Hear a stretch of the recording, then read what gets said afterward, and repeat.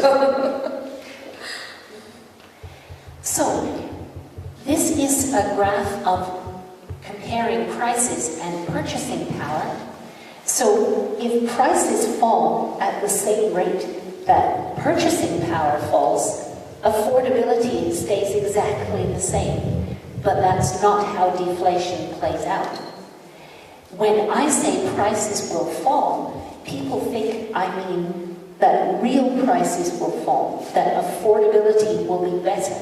But that's not how deflation works either. What happens in a deflation is prices fall, purchasing power falls faster, so that real prices are going up. Affordability gets worse even as prices fall. And for some things that are very important and perhaps scarce, prices can go up even as purchasing power is falling.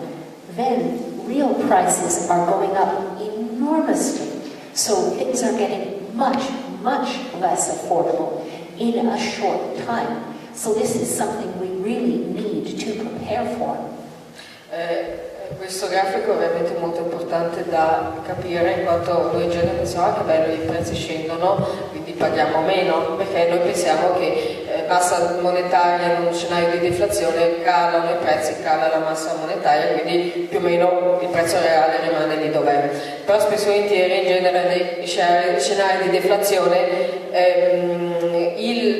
la massa monetaria cala di meno, per cui per dire effettivamente il prezzo reale e quindi il suo potere di acquisto diventa totalmente meno, quindi siamo meno in grado di permetterci quello che magari potevamo permetterci prima. Soprattutto poi se lo riferiamo a beni di primaria necessità, spesso e volentieri magari i prezzi addirittura andranno a salire, mentre la massa monetaria a disposizione andrà a venire meno, per cui il prezzo reale effettivamente e il nostro potere di acquisto cambia totalmente, quindi il nostro potere d'acquisto scende in quanto il prezzo reale sale di gran lunga di più.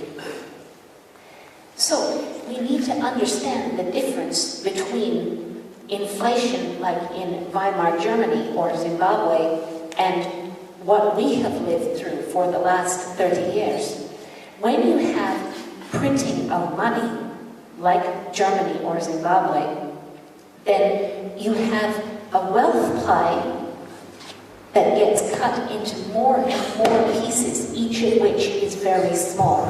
So the purchasing power of one unit of currency is very small. But what we have lived through is an enormous credit expansion. Credit expansions don't cut the wealth pie into smaller pieces. They create multiple claims to each existing piece.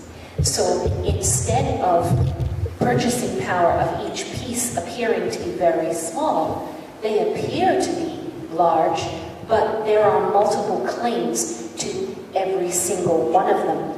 So credit creates excess claims to underlying real wealth, and credit is now over 95% of the money supply. So the vast amount of money out there is excess claims. This is like playing a game of musical chairs where there's only one chair for every 100 people playing the game. When the music stops and everyone has to find a chair, you get a chaotic elimination of excess claims to underlying real wealth, and that is deflation by definition. Allora, innanzitutto per esempio se noi consideriamo l'inflazione come possiamo aver avuto nel Zimbabwe o nella Repubblica di Weimar, lì si trattava soprattutto di tagliare una torta sempre fettine più piccole, quindi in effetti il nostro potere d'acquisto calava.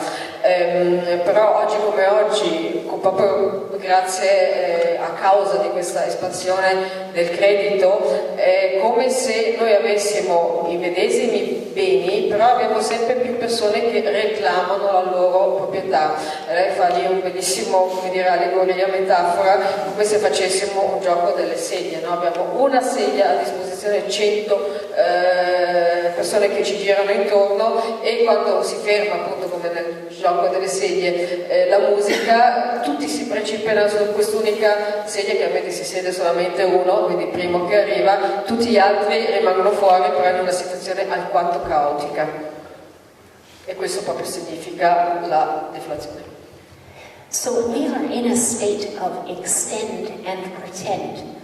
We don't have price discovery for a lot of assets. That means no one is trying to sell things like derivatives contracts at the moment. So the banks that own them can pretend they're still worth what they used to be worth.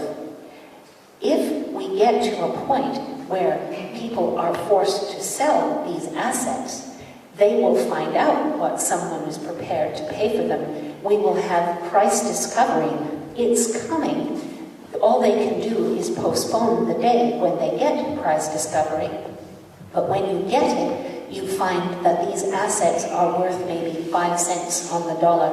And at that point, the banking system is insolvent.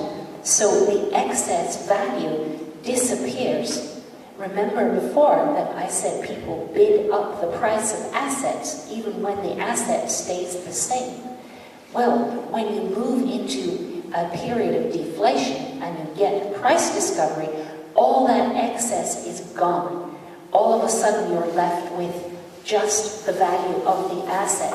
The excess is gone, and that is deflation by definition.